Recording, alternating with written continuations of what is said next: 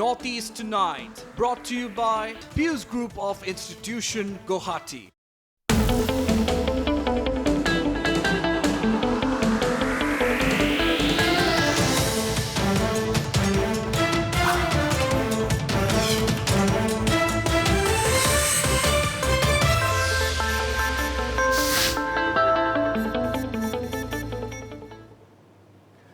Hello and welcome to Northeast Tonight, the show that decodes the region. First, the top of the day at this hour, the headlines.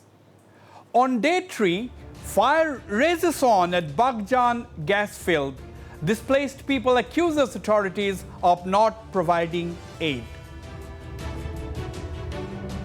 A dozen COVID positive cases in Guwahati without travel history increases community transmission possibility. Health Minister Himanta Biswa Sharma calls for caution. COVID positive cases in Manipur swells to 279. 9 new cases reported amid lockdown in Mizoram. And Meghalaya rules out retesting of returnees. No change in strategy as couple tests positive in home quarantine. All right, now to tonight's debate. Among the biggest news stories in the region today, of course, is the raging fire at Baghjan near Tinsukia in eastern Assam, caused, of course, by the gas well blowout at the Oil India Limited's drilling site. This disaster is by far one of India's worst disasters in the petroleum industry and has taken place at a site in the Baghjan area, which incidentally is one of the main production assets of Oil India Limited. The question that everyone is asking is this: when can the inferno at Baghjan be controlled, and would Oil India Limited compensate all those who have been suffered badly with homes and hearts being burnt by the blaze? And of course, people are demanding to know what measures are or will be in place to prevent such incidents in the future. After all, at least 8,000 people have been displaced by the blaze and are now living in 12 relief camps in the area, and the people, of course, are accusing of lack of aid and assistance by the authorities. I am being joined by the Chairman and Managing Director of Oil India Limited, Mr. Chandra Mishra. He is joining me from Duliajan, the regional headquarters of the company. Joining me from New Delhi is Mr. Nripen Kumar Bharali, former Director HR and Business Development at Oil India Limited, who is a petroleum engineer by training. In Nagaon, I have Dr. Pathajyoti Das, an environmental scientist at Aranyak, a leading conservation group. And from near ground zero in Baghjan, I am being joined by my colleague, Ripunjoy Das, standing by at one of the relief camps where the displaced people are located. Commentator Mayur Bora is joining me from Pune in Maharashtra, and at the studios with me is Mr. Swapnanil Barua, a political analyst. Okay, let me go straight to Duliajan, from where I am joined by Mr. Chandra Mishra, Chairman and Managing Director of Oil India Limited. Mr. Mishra, welcome to Northeast Tonight. Mr. Mishra, you know, today is day 3 of the gas well blowout at Baghjan. Now my question is, how do you assess the situation? Any idea when can the fire be brought under control? Yeah, actually this fire was an incident which took place day 4 yesterday. So far we were trying to prevent the fire so that our apparatus which was being manufactured, that can be tried. But unfortunately this fire incident has taken place day 4 yesterday, and initially, since condensate was spread all over the place, the fire was to the extent up to 200 meters. But overnight, when the condensate were all burnt, the other areas were all dried up. Now the gas is limited to the wellhead only. Right. There is no uh, flame outside the wellhead. And yesterday our people visited the well site and they could go up to 50 meters. They could not go beyond that because of only heat, but there is no harmful gas or anything as of now. All right, Mr. Mishra, Oil India Limited, you have suspended the Chief Engineer, Oil and Gas Production Services and Drilling, as well as the Superintending Engineer. Does this indicate there were lapses in dealing with the crisis as the leakage began from 27th of May itself? Actually, the matter is under investigation. And as we have told, there are two government agencies, OISD and DGMS. They are conducting inquiries. And our internal team is also conducting inquiry.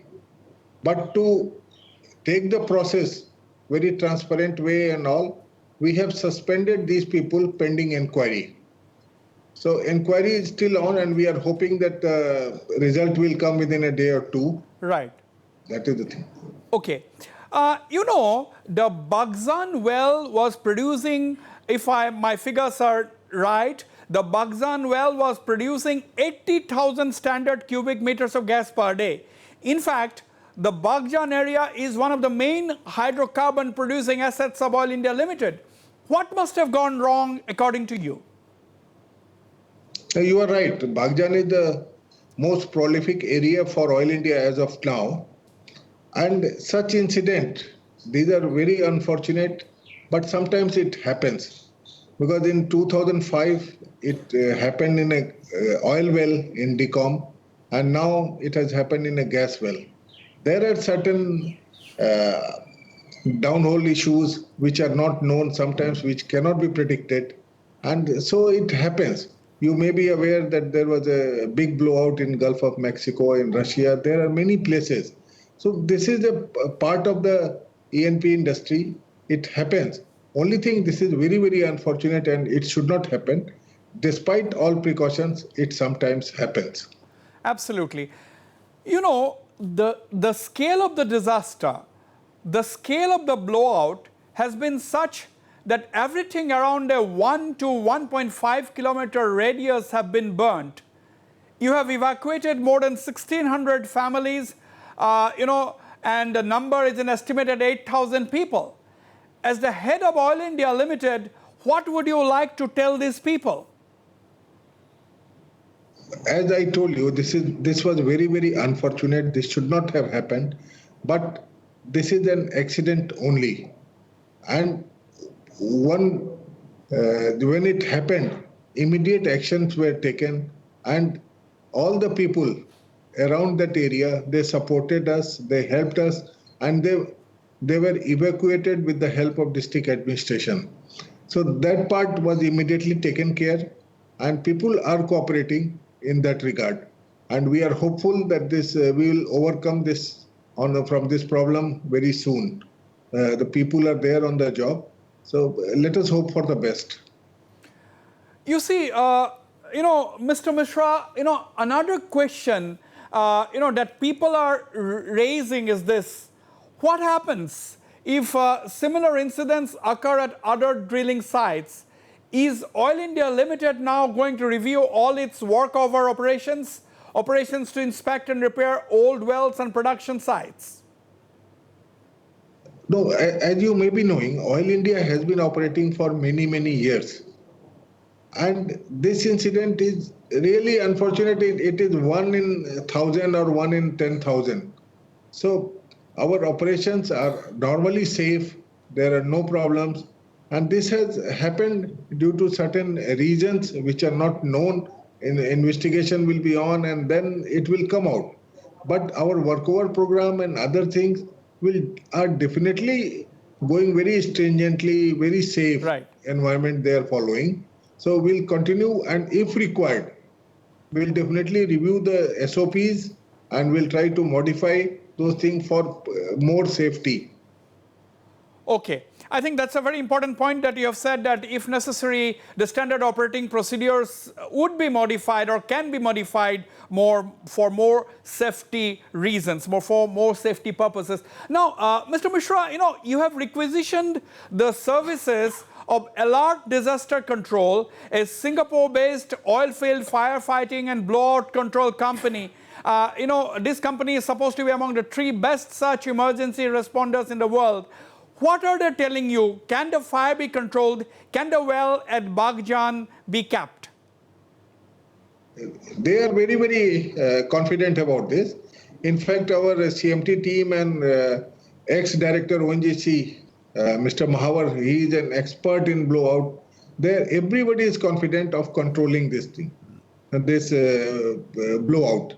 Only thing is you have to create lot of infrastructure like continuous water flowing. 24/7, you have to spray water so that people can go inside the 50-meter circle and then they can remove the debris. After that, capping operation is possible, very much possible. I understand some more experts are coming. Can you provide some more details on this? Who are these experts? Where are they coming from? This alert people from Singapore, they arrived a few days back, and now after there was a fire, it has been decided to mobilize 3 more people from the same company. 2 are coming from USA and 1 from Canada. All of them are expert in working under these circumstances. This is called hot capping, when the fire is there and you are going to cap the well. So they are expert, they are confident, and our people will also be associated with them. Right. Now, you see, you have said, Mr. Mishra, you have said that All India Limited has been working in Assam for a very, very long time. All India Limited employs around 10,000 people, 1,200 of whom are at the executive level. Now, your company has maintained some good relations with the people of Assam. But now, this particular disaster, this particular crisis has affected a large number of people. You may have evacuated 1,610 families, numbering about 7,500 or more, around 8,000 men, women, and children.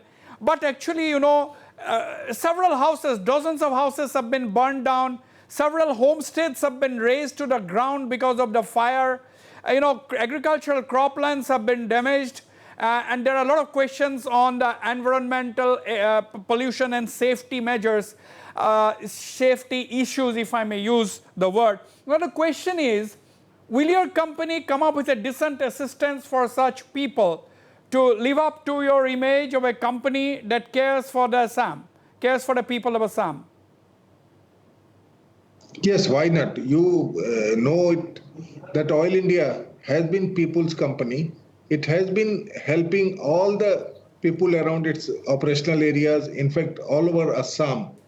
And because of this incident, there are certain problems to some people, and Oil India will definitely come to help them out, and we will try to bring our confidence as early as possible among the people of Assam. We would like to remain as a people company in this area. Okay, thank you very much indeed, Mr. Chandra Mishra, the Chairman and Managing Director of Oil India Limited, talking to me despite his extremely busy engagements from Duliajan. Thank you very much for clarifying a lot of things on the show tonight. Thanks once again. I have got a very eminent panel today. Let me go straight to New Delhi, from where I am joined by Mr. Nripen Bharali, the former Director, HR and Business Development, a product of the Indian School of Mines, a petroleum engineer, who had been very familiar with the production engineering activities of Oil India Limited. Welcome, Mr. Nripen Bharali. As you have heard, the Chairman and Managing Director, Mr. Mishra, saying that this was, after all, an accident. My question to you, how often are such accidents, how often does such accidents occur? And if so, what are some of the reasons for these kind of accidents? Wasbir, good evening. Good evening. I would like to begin with a prayer on behalf of all the panelists to the Almighty for granting eternal peace to the departed souls of the two oil warriors, Durlab Gogoi and Tikeshwar Gohai. We'd also like to extend our deepest condolences to the bereaved families. That apart now, coming back to your question. Let's look back at Oil India's history. In Oil India, this is not the first incident. There have been incidents earlier also. Are you aware of this? I think sometime the first incident took place in the 70s in an area called Tangakha, where a gas well, there was a blowout. And while this well, there was a blowout for exploratory or these drilling wells, one advantage is there are no casings and all that, so in many a case, they subside of their own. And this had actually subsided of its own. We had another incident in 1980s in Kumchai, where also it was an exploratory well, the similar fate. There was blowout, but it actually subsided and the well was controlled of its own. There was another one in Kathalani area, sometime in 90s, where a rig, Australian rig, Richter rig was burnt off totally and it has subsided of its own. There were a lot of discussions about the decom incident in 2005, which was again an incident where there was fire, but it was controlled by a company called Boots and Coots. And Boots and Coots, that time their experts happened to be in Mumbai, so their mobilization was very quick. Unlike the current situation where Oil India is hampered by the present situation of Corona, where in spite of their best efforts, they have not been able to get the experts, overseas experts, while in-country experts are already there, into the site of accident quicker than what happened actually. Now, even if you look outside, like Mr. Mishra talked about the Macondo incident in Gulf of Mexico in 2010, one of the major blowouts that had happened, where almost 5 million barrels of oil was sprayed into the sea. So these incidents happen. While these incidents happen, I think for each and every operator, the focus must be on ensuring that they do not happen. And why do they happen? They happen, one, because there could be equipment failure. Number two, there could be human errors and complacency. And three, like it happened in Kuwait, there could be an act of war. Iraq actually bombed all those wells and there was fire in those. So these several reasons are there. In this particular case, why this has happened, it will come out only post the interview, post the inquiry. Okay. This inquiry is on. Right. And now, instead of focusing on the inquiry, which is an internal process as well as the other statutory bodies, including the government of Assam, which has announced an inquiry today, these are taking place. I think the focus must be on control of the well now. And inquiry results, whether they come out tomorrow or come out after a month, is not going to affect the ultimate outcome. Okay. Okay, I'll come back to you, Mr. Barali. You are basically saying that the focus now has to be on control of the well to put the fire out. That is the big question. But, you know, let me go to Parthajuti Das, you know, environmental scientist, head of its water and climate division. You know, a very leading environmental scientist of the state. Partha, you know, basically, what is the impact of the damage so far? Yes, the priority for Oil India Limited now is to control the blaze. They have got experts from, you know, one of the 3 best blowout control agencies in the world. We have to wait and watch how these people, you know, actually go about controlling things. But the damage that has already been done to the nearby areas, to the environment, how do you assess that, Partha? See, Wasbir, we understand that this was an accident, definitely unintentional. But unfortunately, the area where it has happened is not an ordinary area. This is a highly biodiverse area, very well known for its ecological and natural heritage. So we have actually damaged not only a vast landscape full of people, but also a natural and cultural heritage. So, when we talk about damage, there are actually three or four dimensions of the damage. Number one, the environmental damage. Now, we all know that that place, Baghjan, is almost on the bank of.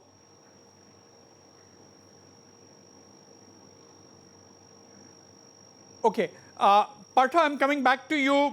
We have got the line frozen. But Swapnil Barua, another thing. I will be joined by our correspondent, Chief of Bureau of Eastern Assam, shortly on the show where he will be with the people. But the point is, in this, Partha, I'm coming back to you in a while. But this kind of environmental damage. Now, why on and off we see, industrial operations? This is the completely ongoing debate: development versus conservation, development versus environmental issues. So how do you look at this development? Because this is, nobody imagined that there will be a disaster of this particular scale. This is one of India's worst oil and gas disasters. There has been several, as Mr. Nripen Bharali has pointed out. Swapnil. The awareness about the environment is a very recent phenomena, in the sense that it's about 20 years old, while Oil India has been around for since 1960, so that makes it nearly 60 years. Now, considering this thing, the environmental issues are going to get bigger, and one thing is definite, that the sources of oil in Assam are going down. So now, I can equate it to a dying horse. And Oil India, as I see it now, is flogging a dying horse. It's trying to push all its resources at all costs. The production has to be maintained at the level of what they were doing 30 years ago, which virtually is not possible. Now, two things I'm seeing here is the human dimension of it.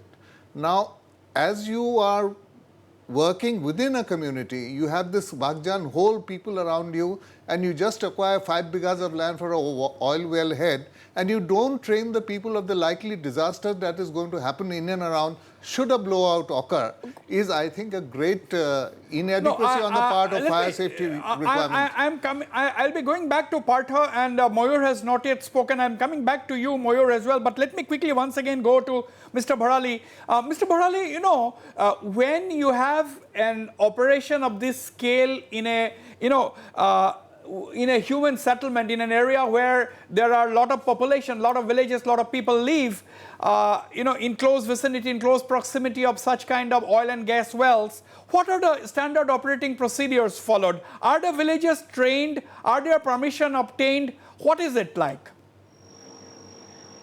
First is, I think,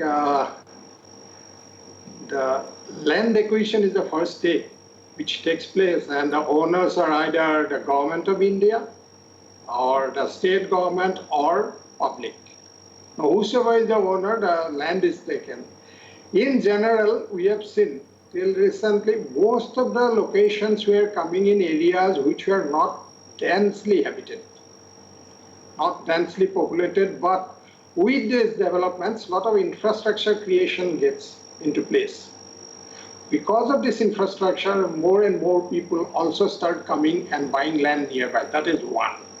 So initially, when these things come, most of the people of the nearby locality also get employment in those wells, in those operations in many cases.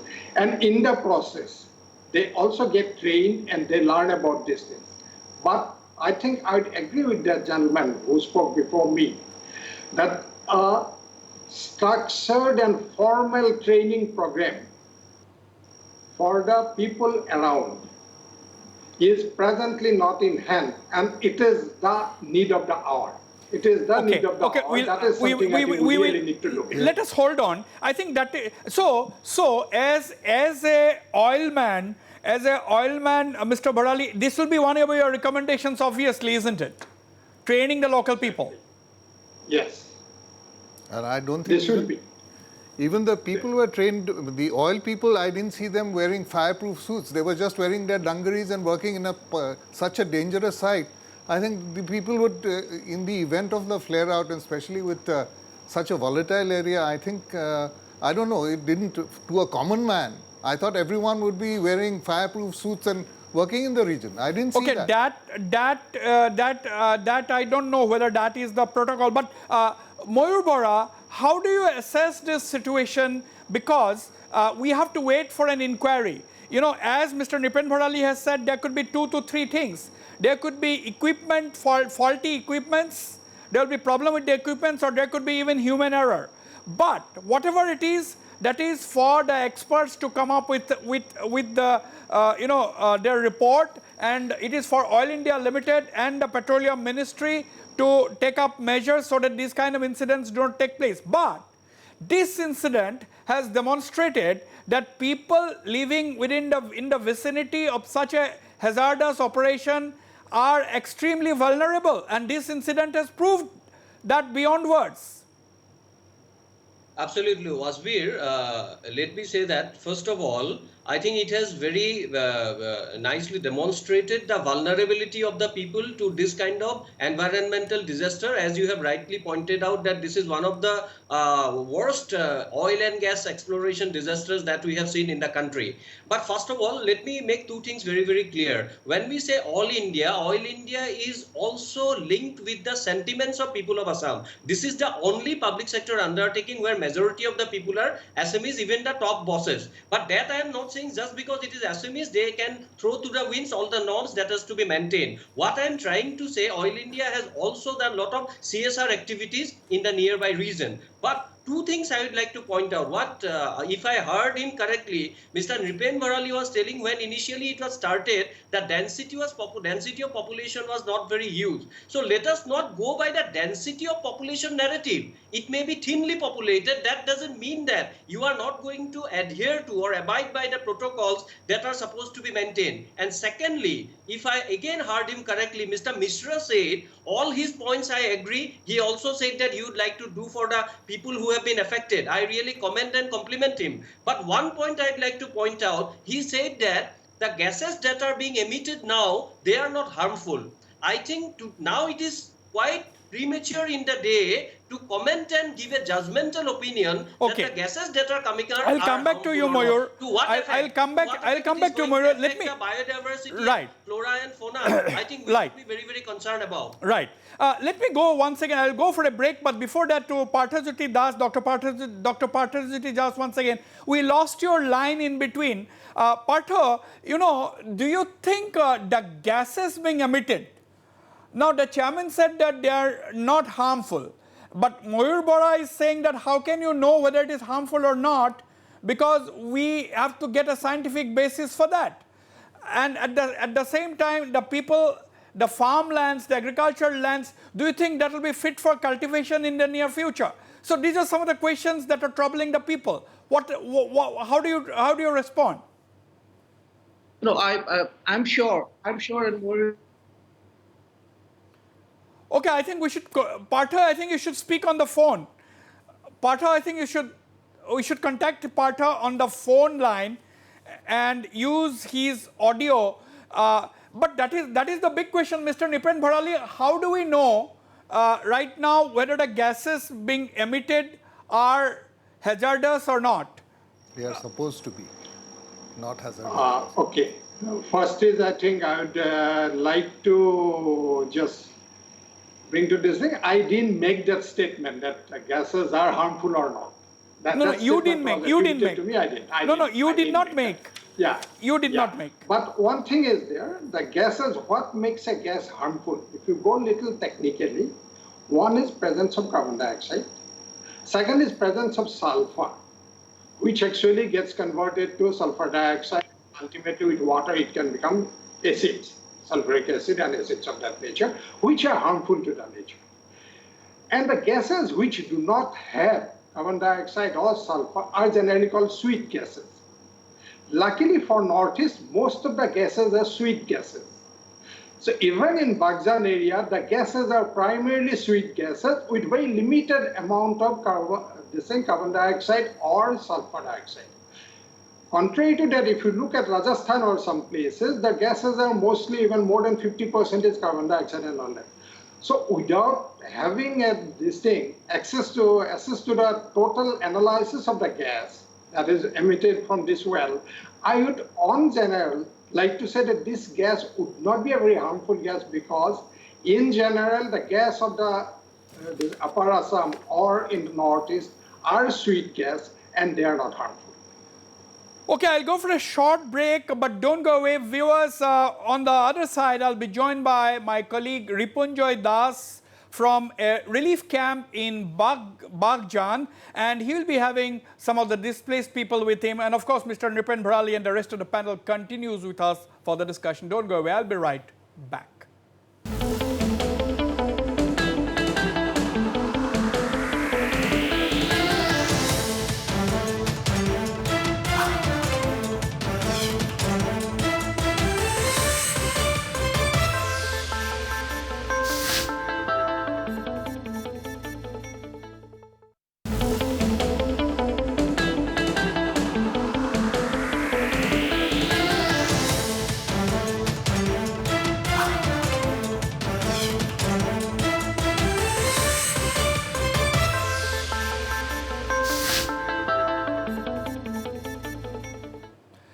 All right, let me go to Baghjan, the ground zero actually, from where my colleague Ripunjoy Das is joining me. He is at a relief camp with some people. Ripunjoy, welcome. You had a very, very long day. How is it going? Where are you exactly right now?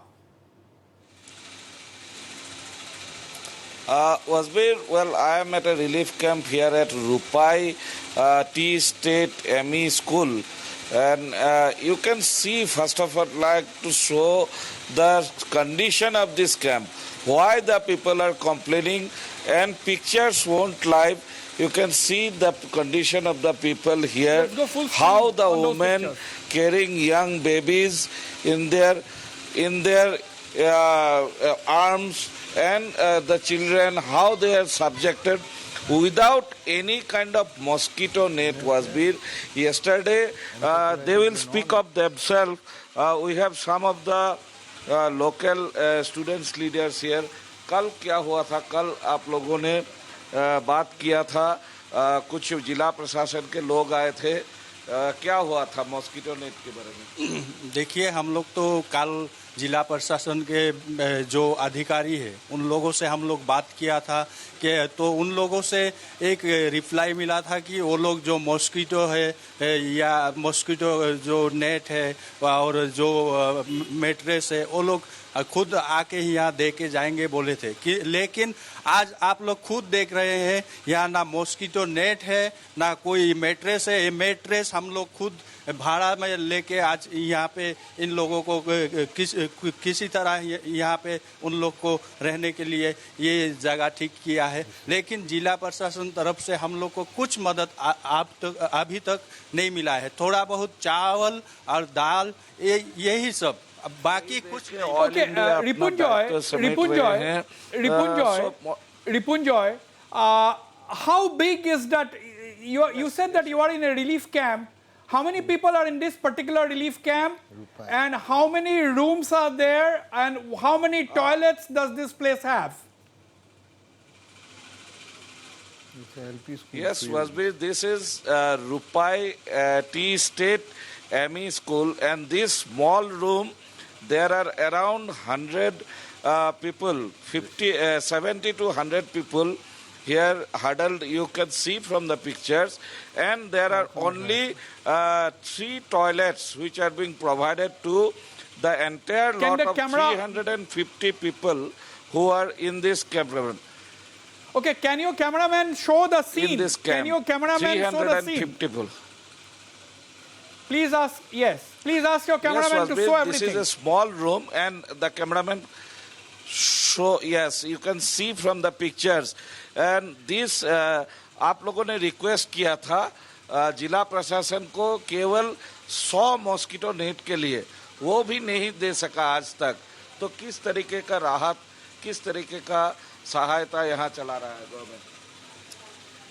पहले बात तो ये है कि अभी जो विश्व के सब कोरोना वायरस में आतंकित था, उसका बाद में जो 27 मई को जो बगजान में अग्निकांड हुआ, उसका लिए जो सरकार को देना चाहिए था वो नहीं दे रहा है।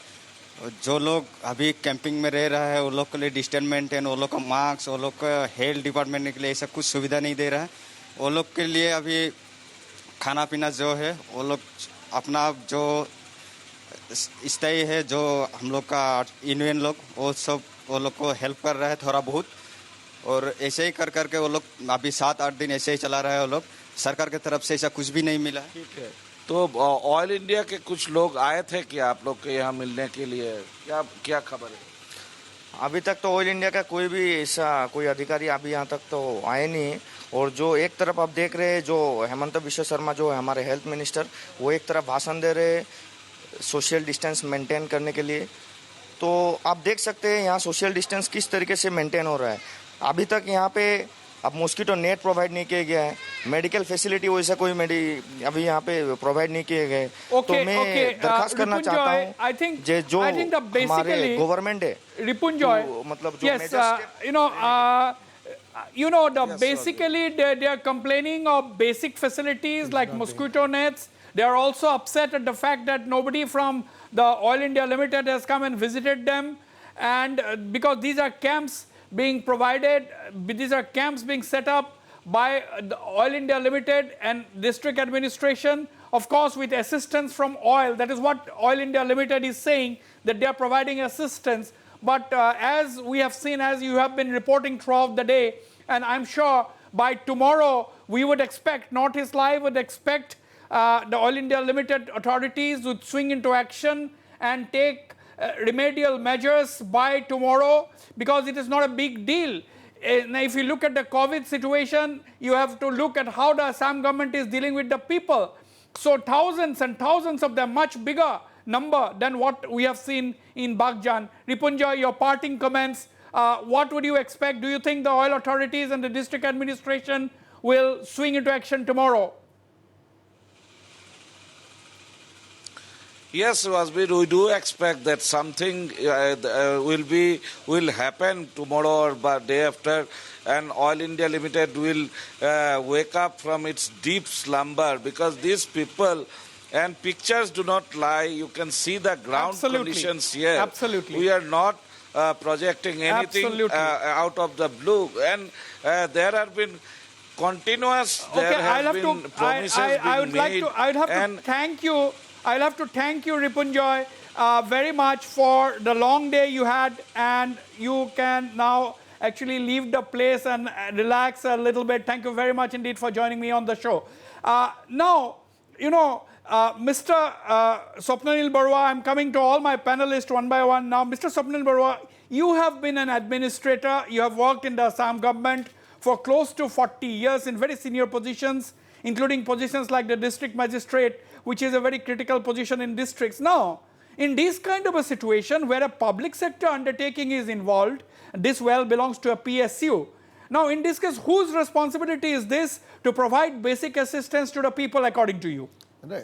All said and done, it is the primary responsibility of the district administration, and of course, the support of Oil India will be required. Now, as I personally feel that the district administration will be busy with the COVID affairs, and also there is flood going on and encephalitis going on in Tinsukia district. So they must be very tied up there.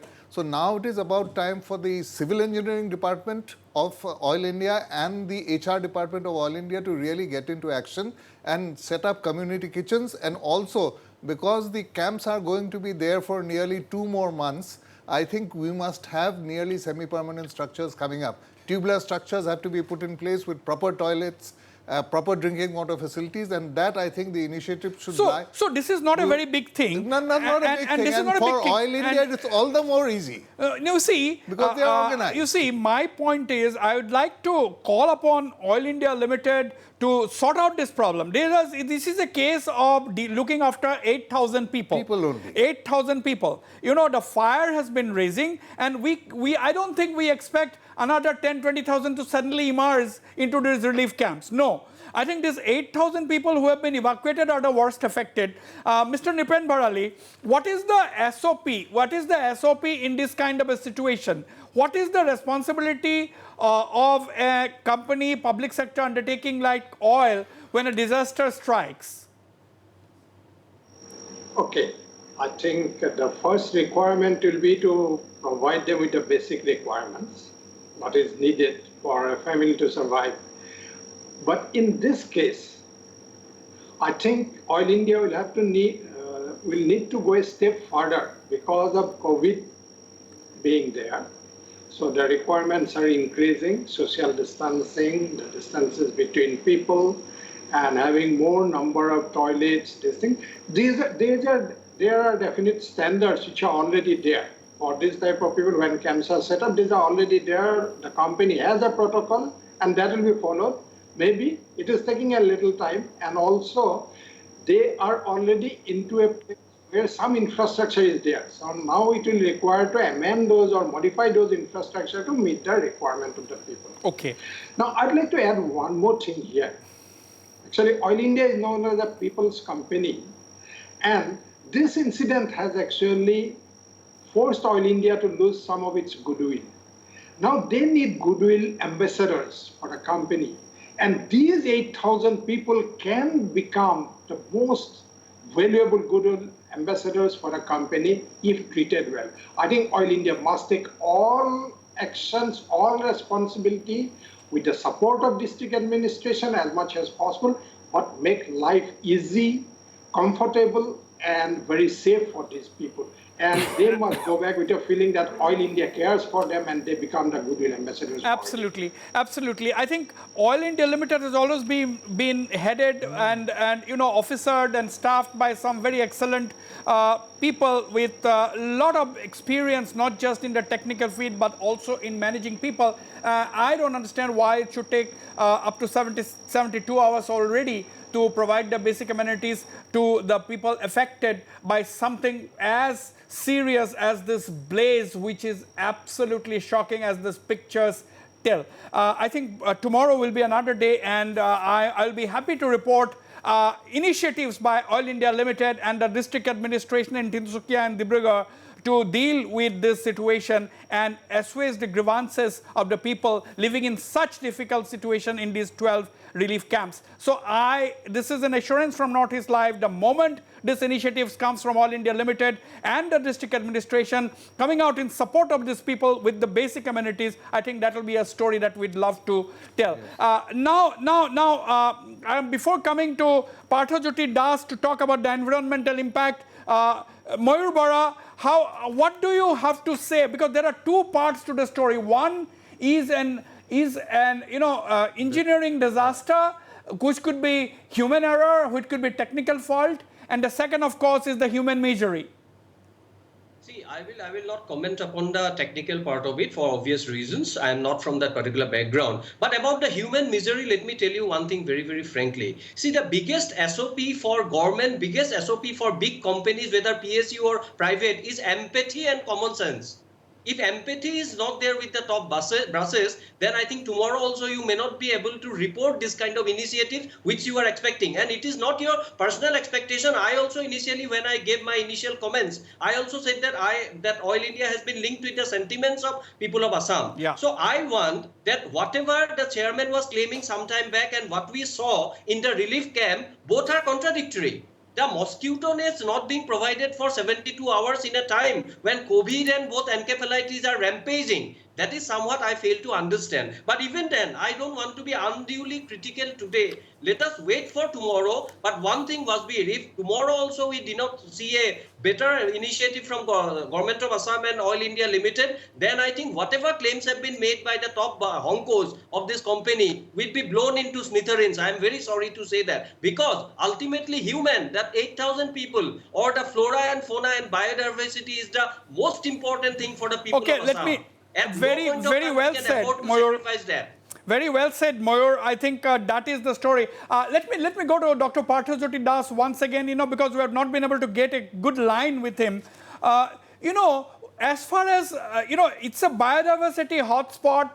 It's one of the lush green rainforests. When we talk about the fire, about the forest fire in Amazon, why are we not talking about this? The media across the country is largely silent on this issue, but it is incumbent upon all of us to raise this issue and resolve this issue once and for all. Because if this is an incident that has taken place today, what is the guarantee that there will be no such incidents in future? And what should be the protocol, according to you, Partha, for a disaster like this, because it impacts the environment first of all?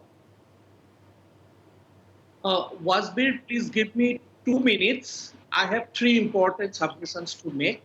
Number 1, this is the biggest industrial and ecological disaster so far in this state. The effect of the air pollution and heat stress in that area needs to be known through a proper health impact assessment on the people. Yes. Number 2, I am more worried about the water pollution, because come the flood, the Maguri Motapung Bill gets hydrologically connected to many more water bodies of that area, as well as the Dibbu Dagori and Lohit River, and throw that to the main chunk of the Dibbu Soitwa National Park. So there is a fairly good probability that the water pollutants will get transported and dispersed to more downstream areas and harm fish and dolphin and other aquatic flora and fauna. Number three, as per our study that we did a couple of years back, most of the people of that area are very poor. Their average income is between 1,500 and 2,000 rupees, number 1. 80% of the people, around 7,000 to 8,000 people, are dependent directly or indirectly for their livelihood on fishing in those water bodies, including that bill. Now the prospect of that many number of people of getting income out of fisheries lost for a long time. Then ecotourism was prospering like anything in that area. Now the whole area getting charged, will see a great fall in visit of tourists. So that therefore a large number of people having ecotourism and nature guide and elite services as livelihood will suffer a lot. Number 3, our study is also revealed there is a sizable population of migrant laborer working from that area in outside Assam. Now, if they all have come back, I'm not sure whether they have come back, then there will be additional pressure on livelihood.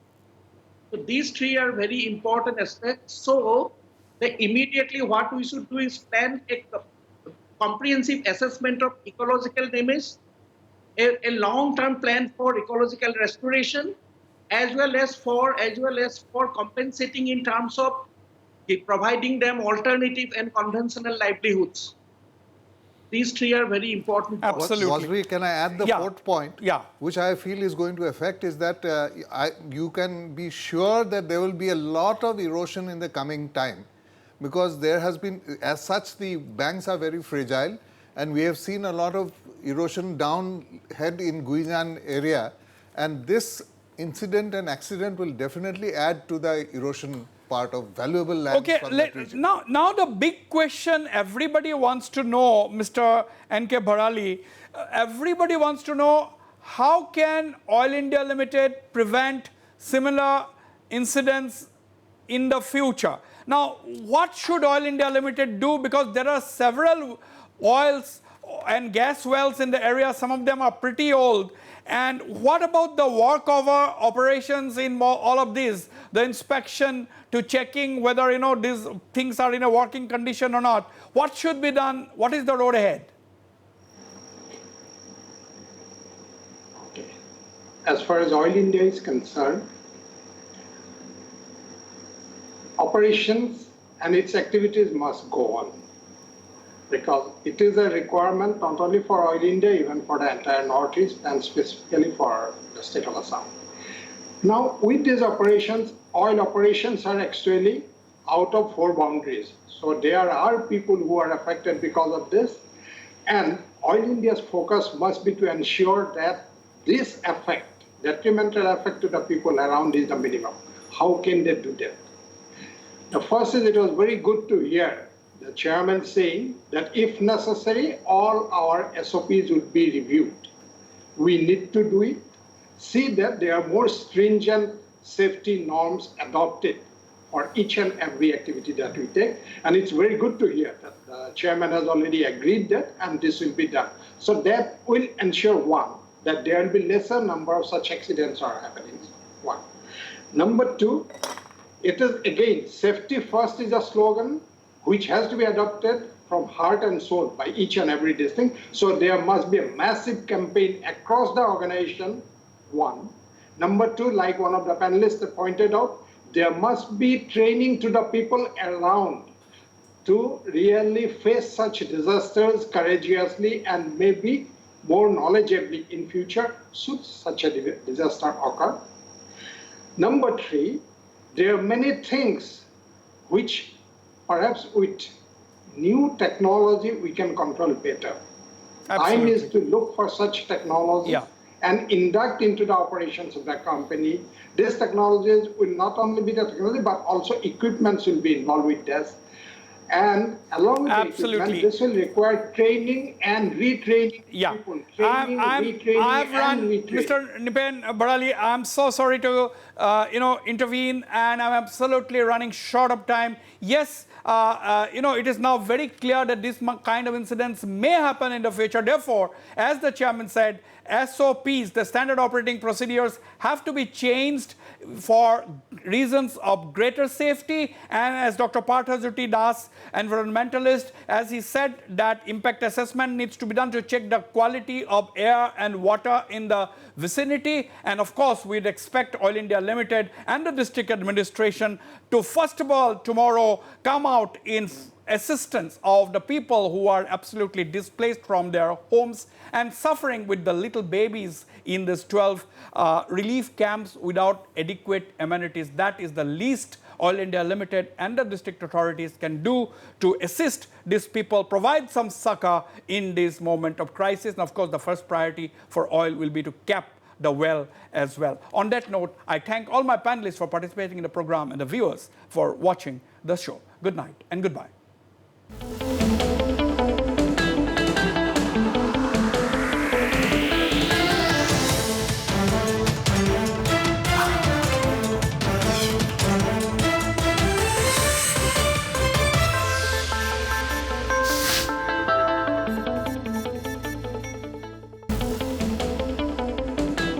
Northeast Tonight, brought to you by Pius Group of Institution, Guwahati.